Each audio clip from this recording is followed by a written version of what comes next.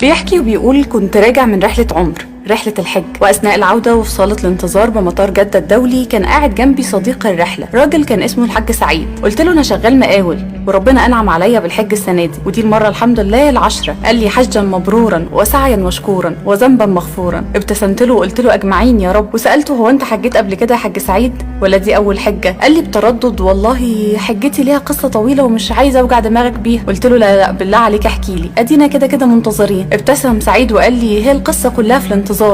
أنا استنيت سنين طويلة قوي عشان أحج، بقالي 30 سنة بشتغل معالج فيزيائي في مستشفى وبسعى إني أجمع تكاليف الحج. وفي نفس اليوم اللي رحت أخد حسابي من المستشفى قابلت كانت بتعالج ابنها كان مشلول عندنا، وشها كان مليان هم وحزن. لقيتها بتسلم عليا وبتقول لي: استودعك الله يا أخ سعيد، دي آخر زيارة لينا هنا في المستشفى. فاستغربت وافتكرت إنها مش عاجبها العلاج بتاعي لابنها وهتنقله مكان تاني عشان يكون أحسن. فقالت لي: لا يشهد الله إنك كنت لابني أحن من الأب، وإنت علاجك ساعدنا كتير، إحنا كنا خلاص فقدنا الأمل. بس برضه مشيت حزينة جدا. استغربت وسألت سعيد: غريبة، طب إذا كانت راضية عن أدائك وابنها بيتحسن يبقى مشيت ليه؟ قال لي: ما أنا زيك برضه. استغربت وقلت أسأل الإدارة. طلع إن أبو الولد فقد وظيفته وما بقاش معاه فلوس لعلاج ابنه، والأم مسكينة راحت للمدير ترجوه إنه يستمر بعلاج الولد على نفقة المستشفى، لكنه رفض رفض قاطع وقال لها: دي مؤسسة خاصة يا أستاذة، مش جمعية خيرية. فضلت مكسور الخاطر عليها، وفجأة حطيت إيدي على جيبي اللي فيه الفلوس بتاعة الحج واتسمرت في مكاني لحظة، ورفعت راسي للسماء وخاطبت ربي قائلا: اللهم أنت تعلم بمكنون نفسي، وتعلم أن لا شيء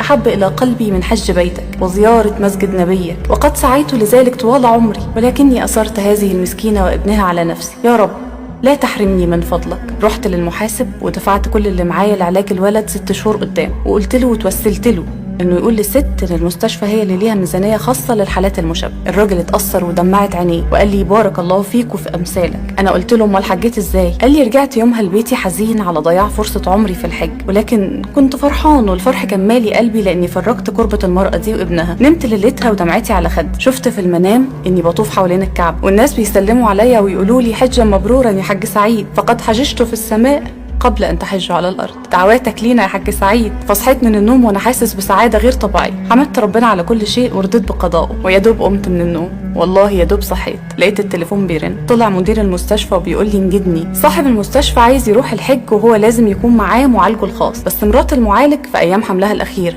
ومش هينفع يسيبها، فاعمل لي خدمة لو سمحت ورافقه في الحج. سجدت لله شكرا، وزي ما انت شايف قد رزقني الله حج بيته دون ان ادفع شيئا. وفوق كل ده اصر الراجل انه يديني مكافأة مجزية. وحكيت لصاحب المستشفى كمان عن قصة الست المسكينة، امر انه يعالج ابنها في المستشفى على نفقته الخاصة، وانه يكون في المستشفى صندوق خاص لعلاج الفقراء، وفوق كده عين جوزها بوظيفة في احدى شركاته ورجع لي فلوسي اللي كنت دفعتها. أرأيت فضل ربي؟ بيقول: لقيتني عمالة ابوس في سعيد على جبينه واقول له: والله اول مرة احس بالخجل بالشكل ده. كنت بحج مرة ورا التانية وبحسب انه بعمل حاجة عظيمة وان مكانتي عند الله بترتفع بعد كل حج، بس دلوقتي ادركت ان حجتك ب1000 حجة من امثالي. فقد ذهبت انا الى بيت الله، اما انت فقد دعاك الله الى بيته. مشي وهو بيردد: تقبل الله منا ومنكم صالح الاعمال. واحنا يا رب ارزقنا جميعا حج بيتك الحرام.